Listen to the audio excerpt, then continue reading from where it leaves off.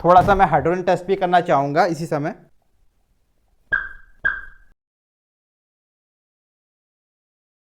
ये देखिए, ये जो पॉप साउंड हुआ मैं, ये देखिए ये जो पॉप साउंड हुआ, इससे पता चलता है कि हमारा इसमें हाइड्रोजन था। अब मैं बच्चों इसको दिखाने जा रहा हूँ। पहले मैं लाइट बंद कर दूँ। देखिए, ये देखिए अंदर जल रहा है। ये जो लास्ट वाला है इसमें दिखा देता हूँ।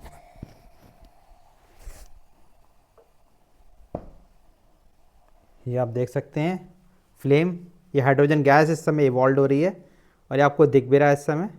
तो प्लीज़ इसको घर पर ट्राई ना करें।